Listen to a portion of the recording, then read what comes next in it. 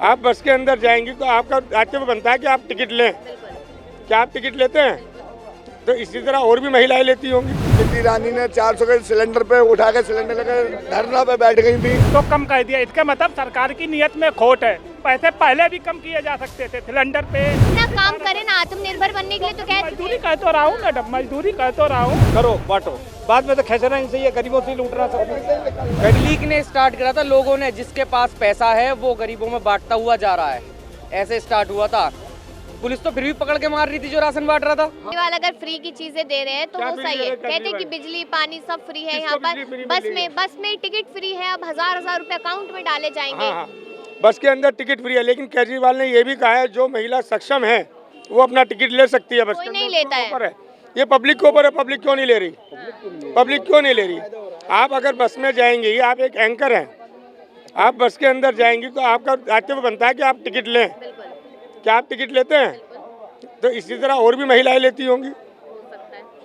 जो इस काबिल है कि नहीं ले सकते वो फ्री यात्रा कर रहे हैं। और इलेक्शन में तो लॉलीपॉप सब देते हैं। वो कहे जी मैं 1000 रुपए दूंगा, मोदी जी 15 लाख दे रहे थे। अब मोदी जी कह रहे मोदी जी सिलेंडर में 15 100 रुपए कम भी किए मोदी जी ने।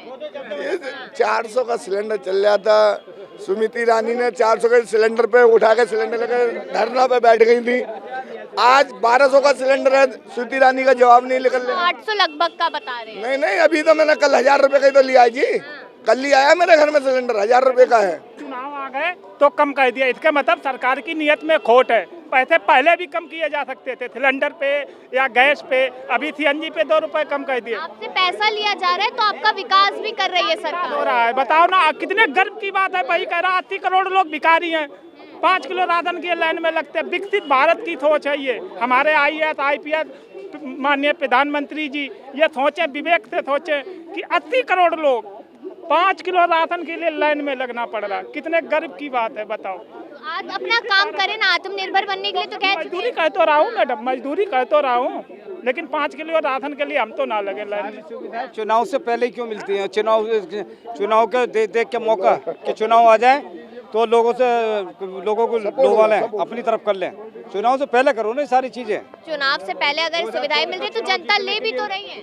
मैडम 2024 का जो चुनाव जीतना ना, इसलिए मोदी साहब ने सब कुछ करो बांटो, बाद में तो खसना इनसे, ये गरीबों से लूटना सब। गरीबों से ही लेना, गरीबों को ही मारना है मोदी साहब के राज में। और कुछ लॉकडाउन के टाइम में ड्राइवरों के लिए 5-5 हजार रुपए गिर दिए। मोदी ने कुछ दिया? फंड का पैसा आज तक नहीं मिला किसी को। जो फंड में आया वो काम मैंने कर दिया। 2 बार पैसे गिरे उन्होंने, 5-5 हजार रुपए। तो हमने दिए सही ड्राइवरों को, शायद तो मिली उन्हें। लॉकडाउन में मिले। बच्चों के स्कूल में पैसे गिरे तो आदमी को सुविधा मिली नहीं मिली।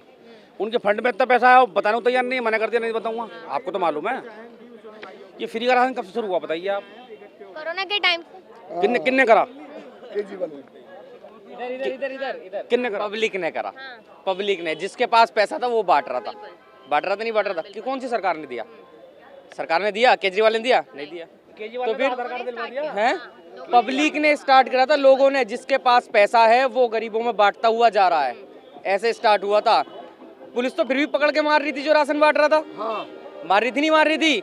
सब पब्लिक जितनी है ना, सब राशन बांट रही थी गरीबों को। पुलिस जब भी मार रही थी, सरकार ने क्या करता? कुछ भी नहीं करा। जब भी लॉकडाउन के टाइम पे इतना पैसा बाहर देश से आया, विदेशों से पैसा है, वो पैसा कहाँ? पानी के इंजेक्शन लगा दिया जी, कोविड बैंक लगा रहे हैं हम। आपको कैसे पता है कि पैसा बाहर से आया है? पब्लिक को मार दिया, शमशान आपको कैसे पता? आपको कैसे पता पैसा बाहर से आया है? कैसा? मीडिया पे सुनते नहीं थे कि हम देखते नहीं थे कितना लोग वहाँ से करोड़ कर रहे हैं, इतना कर रहे हैं। फिल्मी इंडस्ट्री इतना कर रही है, इतना दे रही है, इतना पैसा आया देश का। वो पैसा कहाँ गया? और अब मोदी सरकार में लगभग 2 लाख करोड़ रुपए, 205 लाख। हाँ लगभग मैं बता रहा हूँ 205 लाख करोड़ का हो गया। बताओ, 40,000 रुपए पहले आदमी, पैदा हुआ भी नहीं। हाँ उस पे भी है। आप बताओ तो मैं कैसे विश्वास करूँ?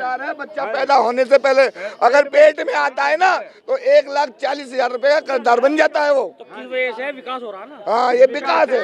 यही विकास है। यही विकास है। पिट और पिटाई दो। अच्छा, केजरीवाल कह रहे दिल्ली के बेटे हैं वो। दिल्ली के बेटे बेटे रहेंगे, दिल्ली में जन्म लिया तो होंगे वो तो बेटे।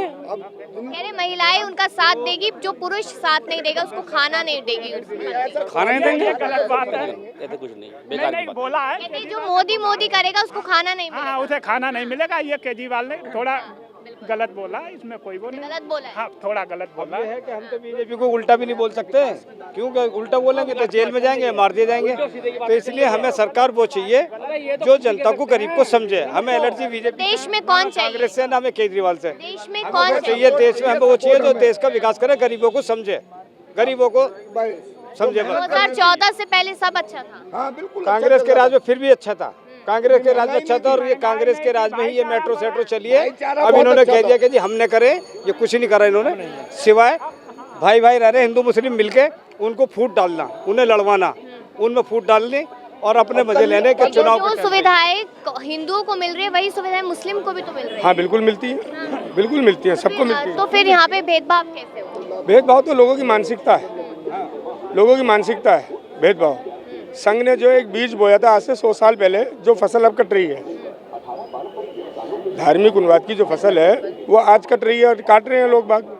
तो फिर लोगों की गलती है, सरकार की गलती नहीं? सरकार की गलती नहीं, काम तो सरकार ने कराए हैं सारे। ये संघ किसकी है? बीजेपी संघ की तो ब्रांच है ना, तो उन्हीं लोगों ने ये सब किया है और वही लोग कर रहे हैं। सरकारी प्रशासन के अंदर आजकल भेदभाव आ गया है।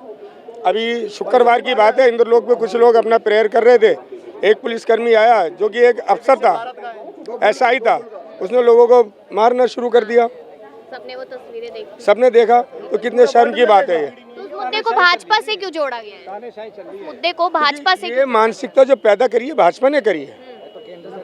ये सन 1990 से लेकर आज तक इन्होंने ही पैदा करी है सारी। अब यहाँ पर कहा जा रहा है कि जो नमाज पढ़ी जा रही थी वो रोड पे क्यों पढ़ी जा रही थी या पटरी पे क्यों पढ़ी जा रही थी, ये बात है। आपका ये सवाल बहुत अच्छा है। अभी उसी दिन शुक्रवार के दिन पूरी दिल्ली में रोड पे जगह जगह भंडारे हो रहे थे। वो भंडारे रोडों पे क्यों हो रहे थे? उनसे जाम नहीं लगता, उनसे ट्रैफिक जाम नहीं होता। जो झांकियाँ हम लोग निकालते हैं, अभी रविदास जयंती पे हमने झांकी निकाली, अभी हमने शिवरात्रि पे झांकी निकाली, उससे लाखों करोड़ों लोग ट्रैफिक के अंदर प्रभावित हुए। उसको उसमें तो प्रशासन को ख्याल नहीं आया, लेकिन नमाज से प्रशासन को ख्याल आया था। जब नवाज जुमे के शुक्रवार की जब नमाज होती है तो पब्लिक ज्यादा होने की वजह से उन्होंने रोड निकलने का रास्ता छोड़ दिया था, बाकी अलग नमाज पढ़ रहे थे। फिर भी आते ही उसने नमाज नियत बंदी हुई थी उसकी, और उसने अफसर ने आते ही लात मार, अगर मैं होता उस अफसर की जगह तो बस क्या होता ये तो ऊपर वाले ही जानता है, मैं नहीं होता या वो नहीं होता जी।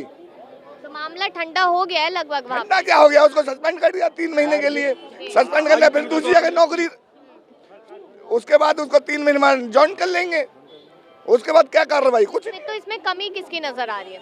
बीजेपी की। अगर चाहती, प्रशासन बीजेपी के हाथ में है, अगर बीजेपी चाहती तो उसी टाइम, केजरीवाल के हाथ में नहीं है प्रशासन, बदनाम कर रखा है उसे। तो उसको तो पुलिस अधिकारी डीसीपी उसको तुरंत नौकरी से रिजाइन दे देना चाहिए और उस पर कर्री से कर्री कार्रवाई होनी चाहिए, उसको फांसी होनी चाहिए। पढ़ते हुए नमाज में क्यों लात मारी आपने? अभी कोई मंदिर में तुम्हें जाओ, आप में लात मार दे तो कैसा लगेगा आपको? आप क्या कहेंगे सर? कुछ नहीं हो कहेंगे। रहा है तो रोड पर लगाते हैं लोग, मना नहीं है किसी बात की। चलो भी धार्मिक है, कोई भी धार्मिक काम होता पूरा रोड घेर लेते हैं, तो उसके लिए भी तो और लोग निकलते हैं ना। सब कुछ बीजेपी के अंडर है, चाहे सेंट्रल की पुलिस हो, इलेक्शन कमीशन हो, सब पुलिस के अंडर में आता, उसके अंडर में आता है सेंट्रल गवर्नमेंट के। इलेक्शन कमीशन भी वही काम करता है जो सेंट्रल गवर्नमेंट चाहती है। पर वो तो निष्पक्ष है शायद। कौन कहता है निष्पक्ष है? खुद इलेक्शन कमीशन। आपको पता है पहले इलेक्शन कमीशन को कौन चुनता था? जो इलेक्शन कमीशन होता था, इलेक्शन का जो आयुक्त होता था, उसको कौन चुनता था? उसको चुनने वाली 3 आदमी होते थे, एक अपोजिशन का, दूसरा रूलिंग पार्टी का, तीसरा सुप्रीम कोर्ट का जज। लेकिन आज कौन चुनता है? एक अपोजिशन होता है, 2 रूलिंग पार्टी होते हैं। निष्पक्ष तो जब तक जब उसमें सुप्रीम कोर्ट के जज इन्वॉल्व थे, अब नहीं है।